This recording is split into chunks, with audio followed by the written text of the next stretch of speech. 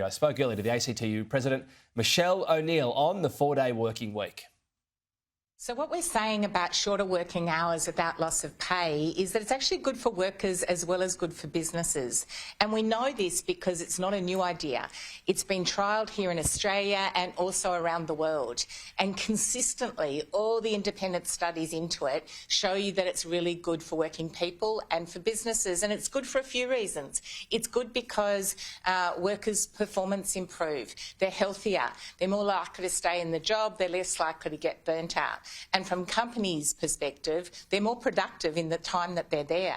So this is not something that's a cost. This is actually something that's about more fairly sharing in the benefits of productivity, making sure it just doesn't go to big business profits, but that workers see a fair share too.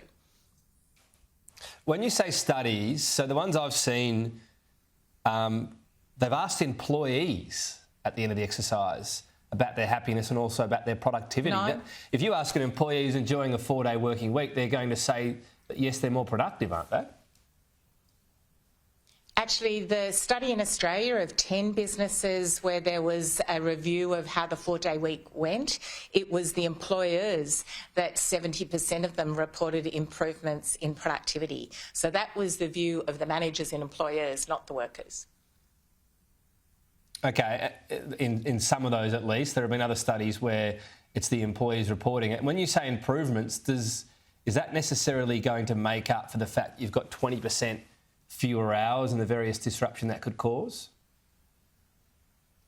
Well, another one of the studies was of 141 companies asking the view of the employers as well as nearly 3,000 workers in 6 countries, Australia, New Zealand, Canada, Ireland, the US and the UK. And again, that big study showed that it was benefiting both workers and employers. And one of the reasons why it does is because it means that there's a better balance between your work life and your home life.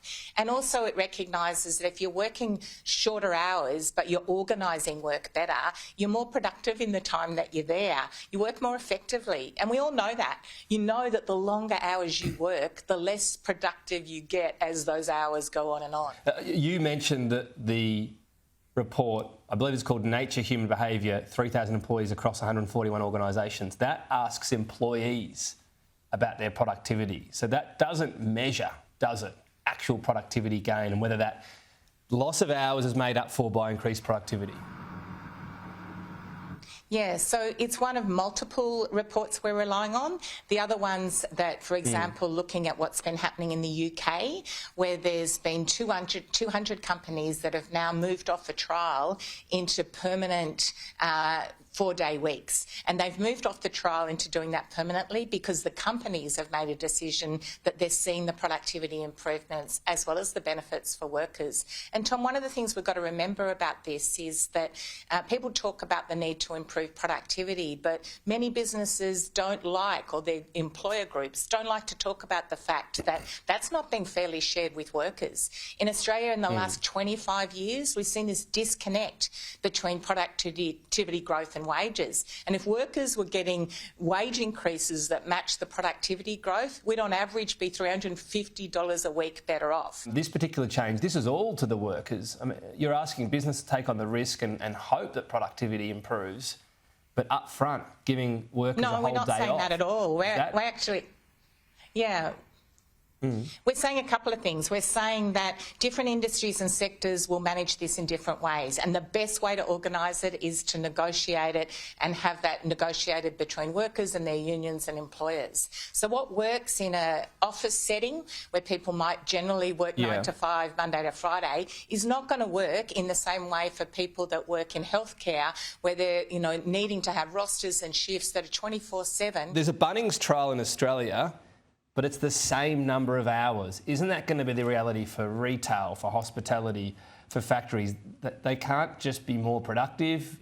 You need stores open for a certain amount of time. Is that going to be the realistic trade-off there? Same hours, but put them into 4 days? No, I think there's different approaches, and we see in a whole range of different small and larger enterprises and different sectors and industries that if you are able to do shorter hours and share the benefits with workers and not have them lose pay, then you get better outcomes. But for example, in retail, it might be that there's more people working. That's not a bad thing in terms of more employment. We're not saying to anyone that you close the shop earlier or that you close it on certain days. If they're cutting hours, of course, which is why they've got to organise this properly with workers. Right, well, but I'm not sure how it works. If you've got a cafe and you've got three cafe workers. Yeah. Well, let's take a cafe and you've got 3 cafe workers out there that are needed to keep it open. If you're giving them all an extra day off a week, how is that not going to affect the business adversely?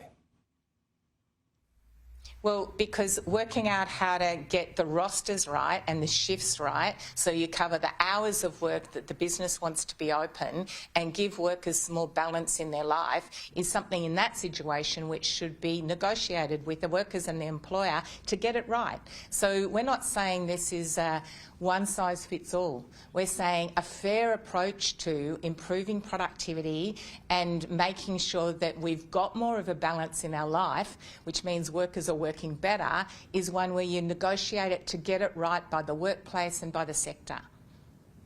In that cafe scenario, small businesses need every penny to count to matter. You're saying that just do a better roster and that will sort it out? No, I'm saying that depending on the type of business, you'll get better quality work out of workers if they're not worked to the bone. And I know a lot of small businesses care a lot about the workers that work for them. I know that they work with them in a way that does think about their responsibilities for their families and lives as well as the responsibilities for the business. Probably, in fact, small businesses are doing this the best already. It's many larger organisations and businesses that are really resistant to this because it's about recognising that we're people, we're not machines, and how you organise work and organise that balance can be good for both. Michele O'Neil, appreciate your time today. Thank you.